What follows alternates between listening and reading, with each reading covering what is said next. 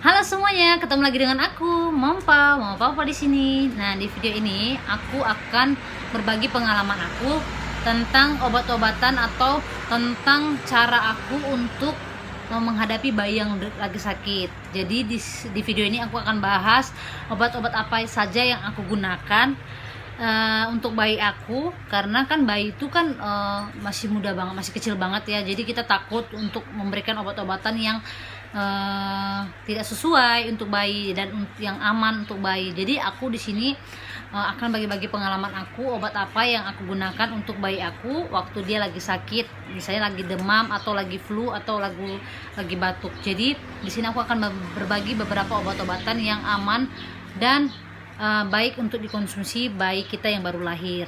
Jadi waktu sebelum Pau lahir itu aku sudah memang persiapkan obat-obatannya ya, obat-obatan seperti obat untuk demam, obat untuk batuk, flu. Nah, aku sudah persiapkan itu. Jadi aku mau cerita dulu beberapa pengalaman aku. Jadi waktu Pau itu vaksin 1 bulan, setelah vaksin 1 bulan dia tuh ada namanya demam ya, demam itu tuh, dan menyebabkan dia tuh rewel banget, dia rewel sekali. Jadi tiap malam dia nangis, dan nangisnya tuh nggak biasa, nangisnya tuh melengking sampai kita tuh ketakutan, ini kenapa dengan bayi aku seperti. Tapi kita nggak boleh panik, kita nggak boleh langsung takut ya seperti itu. Kita harus tetap tenang sebagai seorang ibu agar bayi kita juga tetap tenang dan bisa dikontrol, karena kalau kita stres itu juga bayi kita akan merasakan namanya stres. Jadi buat ibu-ibu, sebelum kita menangani bayi kita harus menangani diri kita dulu, jangan sampai stres. Nah, jadi waktu kita habis vaksin kemarin, waktu vaksin itu dia ada demam, dan kita udah persiapkan obat-obatan dong sebelumnya. Jadi yang seperti aku bilang tadi, aku akan berbagi obat-obat apa yang Pau pakai waktu dia demam.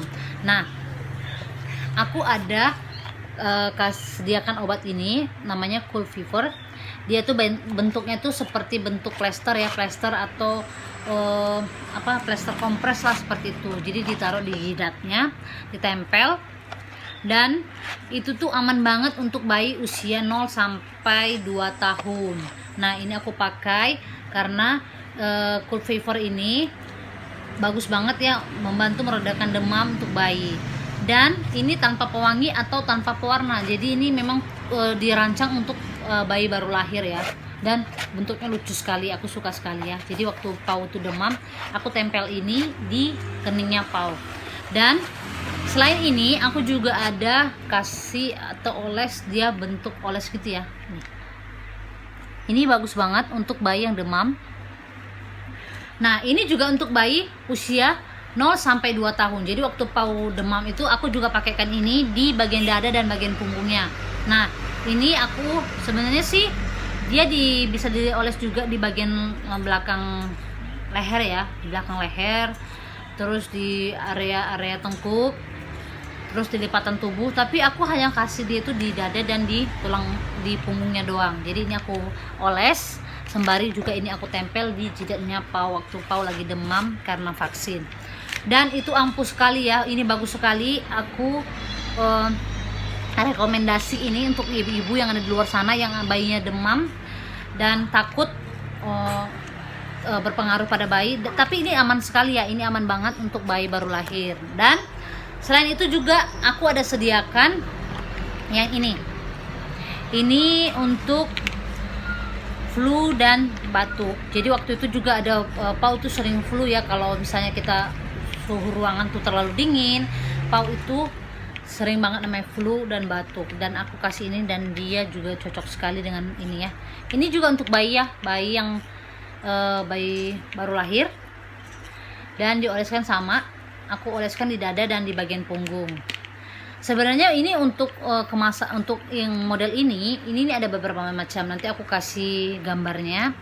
Ini ada beberapa macam, ada warna kuning untuk apa gitu, tapi aku cuman punya dua dulu, karena memang aku butuhnya ini dulu untuk demam dan juga untuk batuk dan flu. Ini bagus sekali, aku pakai untuk bayi aku, jadi aman sekali.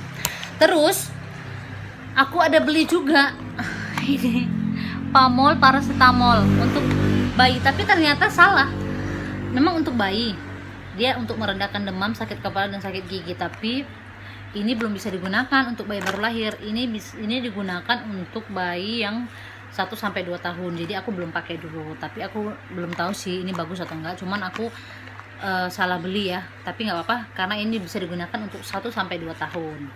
Nah, terus pengalaman aku waktu Pau setelah lahir, jadi waktu itu setelah vaksin beberapa hari, tiba-tiba Pau itu lagi nangis banget ya, nangis kencang. Terus sampai aku tuh panik sendiri sama suami aku, karena dia itu bangun tuh jam 1 bisa sampai jam 8 pagi, dia tuh nangis terus. Dan aku tuh panik ya, kenapa nih bayi aku. Nah, sorenya kita bawalah dia ke dokter anak. Nah, di dokter anak ternyata bayi aku itu kolik. Nah, bayi kolik itu biasa sih terjadi ya untuk semua bayi. Biasanya memang gampang banget, ada beberapa bayi sih yang bisa dan gampang banget kena kolik, dan itu salah satunya Pau. Nah, kita bawalah dia ke dokter kandungan, ke dokter spesialis anak waktu itu. Dan memang benar ya, Pau itu kena kolik, karena setiap aku habis mandiin Pau itu perutnya bunyi-bunyi dan dia sering kentut, sering buang angin seperti itu. Tapi aku tuh mikir bayi aku tuh mungkin bukan karena hanya masuk angin doang atau kolik seperti itu kan, tapi cobalah kita bawa ke dokter spesialis anak. Jadi waktu itu kami bawalah sorenya ke dokter anak gitu kan. Nah, sampai di dokter anak terbukalah mataku kenapa bayi aku sering kolik. Nah, ternyata Pau ini adalah salah satu bayi yang tergolong gampang sekali kena kolik. Dan aku tanya dokter, dok, itu kan aku udah selimutin dia, udah aku kasih bedong kalau malam, terus aku kasih topi gitu kan, tapi kok bisa sih bayi aku kolik gitu kan. Aku nggak tahu gitu kan kenapa bayi aku kolik. Dan ternyata memang bayi itu wajar ya kena kolik, karena kata dokter anak aku bagian otak bayi itu belum bisa bekerja sama dengan sistem pencernaannya atau mengatur sistem pencernaannya. Jadi masih berjalan masing-masing. Jadi pencernaannya berjalan seperti itu kata dokternya. Jadi belum bisa belum bisa dikontrol ya, seperti itu kata dokternya. Belum bisa di monitor lah, otaknya belum bisa monitor sistem pencernaannya karena masih bayi banget. Dan nanti itu perlahan-lahan akan hilang atau akan sembuh 2 bulan, bisa juga sampai 4 bulan. Jadi Pau itu adalah bayi yang sering kena kolik. Dan ketahui nggak kenapa ibu-ibu bayi kita tuh sering kena kolik? Karena ternyata bukan hanya karena dia kedinginan atau kita tidak membedong dia, tapi juga dari beberapa faktor-faktor kecil. Misalnya itu kata dokter anaknya, waktu bayi aku menyusui, dia itu mulutnya tidak melekat dengan baik di payudara kita, jadi udara bisa masuk dan menyebabkan kolik. Yang kedua juga bisa karena dia menangis. Jadi buat ibu-ibu di luar sana, kalau bayi kita menangis, cepat-cepat kita penuhi kebutuhannya ya, jangan sampai kita biarkan dia menangis terlalu lama, karena kalau menangis terlalu lama dia akan kolik ya, bisa menyebabkan kolik karena udara masuk lewat mulutnya dan menyebabkan terjadilah kolik pada bayi. Nah, itu kata dokternya. Yang ketiga juga bisa karena faktor makanan. Jadi waktu itu aku dimarahin sama dokter ya, karena beberapa hari memang sih salah aku sering makan coklat, makan donat yang manis-manis, itu juga gampang banget menyebabkan kolik pada bayi. Nah, seperti makanan wortel juga, makan kol, maksud saya makan kol, makan brokoli juga itu bisa menyebabkan bayi kolik. Nah, terus ibu juga nggak boleh stres ya, kalau bayi kolik itu nggak boleh stres. Jadi itulah yang menyebabkan bayi kita kolik seperti itu. Dan setelah aku mengikuti apa kata dokter, saran-saran dokter, menghindari apa yang tidak baik untuk bayi aku, nah sekarang Pau puji Tuhan juga sudah tidurnya enak, sudah nyaman, dia juga nggak rewel lagi seperti itu. Jadi buat ibu-ibu, aku rekomendasi obat-obat yang seperti tadi itu. Dan jangan lupa, jangan stres, kita tetap tenang menghadapi bayi yang lagi rewel dan sakit, supaya kita juga bisa mengurus bayi kita. Nah, video aku sekian dulu. Dan kalau ada teman-teman di luar sana atau ibu-ibu di luar sana yang mau memberikan pertanyaan atau komentar, boleh langsung komen di YouTube aku supaya kita bisa berbagi ilmu, berbagi cara-cara untuk merawat bayi kita yang baru lahir. Sekian dulu video aku ya. Terima kasih sudah menonton. Yang suka dengan video aku boleh di like dan boleh di share.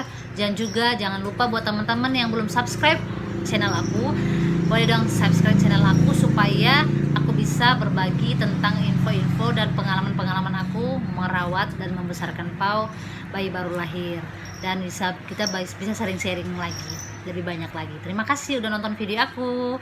Dadah.